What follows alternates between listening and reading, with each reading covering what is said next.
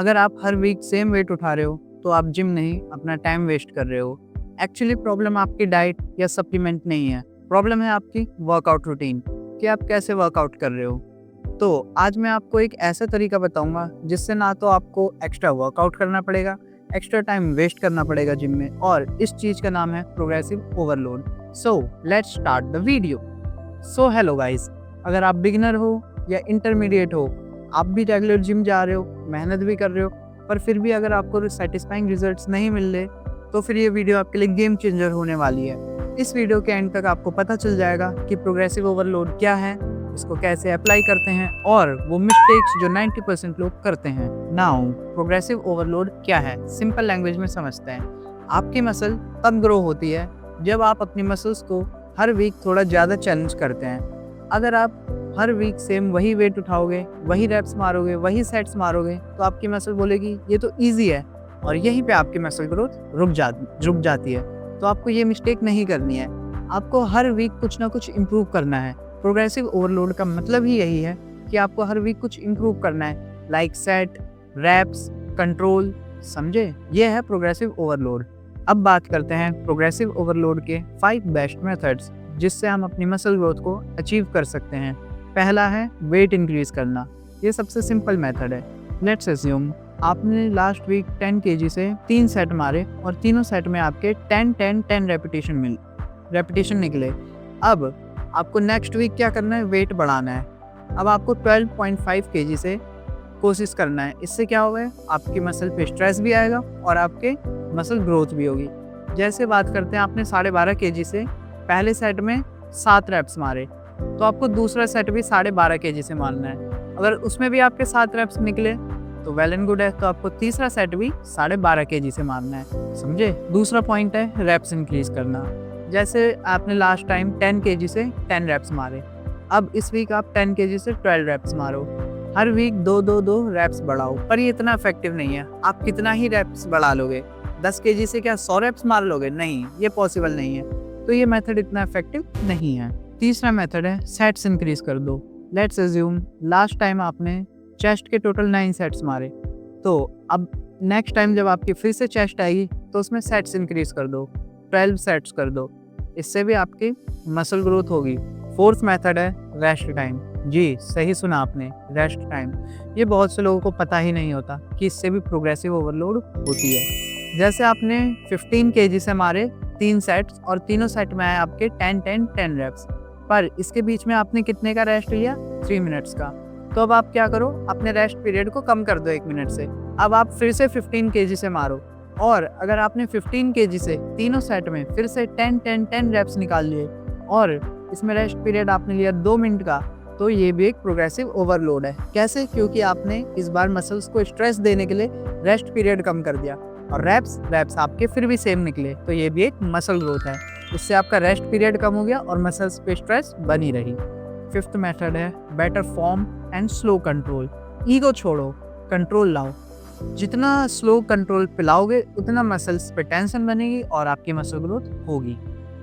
चलो अब बात करते हैं उन बड़ी मिस्टेक्स की जिससे आपकी मसल ग्रोथ रुक जाती है। पहली है, हर वीक आप हैवी वेट उठा रहे हो ईगो सेटिस्फाई करने के लिए। इससे आपकी मसल ग्रोथ का तो पता नहीं, पर इंजरी जरूर हो सकती है।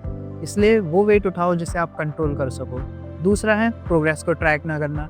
प्रोग्रेस ट्रैक करो। आपको पता कैसे चलेगा कि आपने लास्ट टाइम कितना वेट उठाया और अब आपको कितना वेट उठाना है? इससे आपकी मसल्स पे स्ट्रेस नहीं आएगा, जिससे आपकी मसल ग्रोथ भी रुक जाएगी।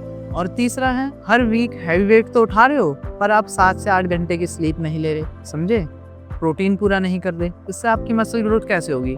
इससे आपकी बस मसल्स डैमेज होगी। जो आपने मेहनत से ग्रो करी है वो भी आप लूज कर बैठोगे। तो ये मिस्टेक्स मत करो। अब मैं आपको एक प्रॉपर एग्जांपल देता हूँ प्रोग्रेसिव ओवरलोड का, कि आपको इसे कैसे अप्लाई करना है। चलो एज्यूम करते हैं आपने फर्स्ट वीक में मारा चेस्ट के आपने मारे 3 सेट्स 20 kg से। फर्स्ट सेट में आए आपके 10 रेप्स, दूसरे में भी आए आपके 10 रेप्स, और तीसरे सेट में आए 10 रेप्स, 3 मिनट के रेस्ट के साथ। ओके, अब आपने मंडे चेस्ट ट्रेन कर ली, तो अब आपके मंडे के बाद कब होगी? मंडे आपने चेस्ट मार ली, ट्यूसडे आपके हो गए बैक बाइसेप्स, वेडनेसडे हो गए आपके लेग्स, तो थर्सडे आपके फिर से चेस्ट आ गई। तो तो अब आपको पता है, आपने अपनी प्रोग्रेस ट्रैक कर ली कि मैंने इतना इतना इतना मारा, तो अब मेरे को 2.5 किलो से वेट बढ़ाना है। तो अब आपने कितना मारा? 22.5 kg, 22.5 kg। अब 25 kg से मान लो आपके फर्स्ट सेट में आ गए 8 रैप्स, और आपने दूसरा सेट ट्राई किया, दूसरे सेट में आए आपके 5 रैप्स। तो अब आपको तीसरे सेट में 22.5 kg नहीं मारना, क्योंकि वो आपके लिए मसल्स के लिए बहुत स्ट्रेसफुल हो गया है। तो अब आप इसको ड्रॉप कर दो, 20 kg पे आ जाओ। इससे भी आपके अच्छे खासे रैप्स निकल जाएंगे, क्योंकि आपकी मसल्स ऑलरेडी फटीग हो चुकी है, थक चुकी है। ऐसे आपको अपनी मसल्स को स्ट्रेस देना है। और जैसे एक और बात बताता हूँ, आपने चेस्ट ट्रेन करी 22.5 kg से, आपने वेट इंक्रीज कर दिया, आपका पहला सेट गया 5 का। तो अब आपको दूसरे सेट के लिए 22.5 kg से नहीं जाना, क्योंकि आपके पहले सेट में ही 5 रैप्स आए हैं। तो अब आपको दूसरा सेट अपना 20 kg से मारना है, और तीसरा सेट भी 20 kg से मारना है। पर और एक और केस है हम पे, अगर आपने पहला सेट 22.5 kg से मारा 22.5 kg से, और उसमें आपके ईजिली 8 रैप्स आ गए, फिर आपने 3 मिनट का रेस्ट लिया, फिर आपने मारा दोबारा 22.5 kg से, फिर आपके 8 to 10 रैप्स आ गए, तो ये भी प्रोग्रेसिव ओवरलोड है। और अगर जब आप ये ईजिली कर लेते हो तीनों सेट में, तो ये आपका प्रोग्रेसिव ओवरलोड है। तो नेक्स्ट टाइम आपको फिर से वेट इंक्रीज करना है। ये होता है प्रोग्रेसिव ओवरलोड, और इसको कैसे अप्लाई किया जाता है ये मैंने आपको बता दिया है वीडियो में।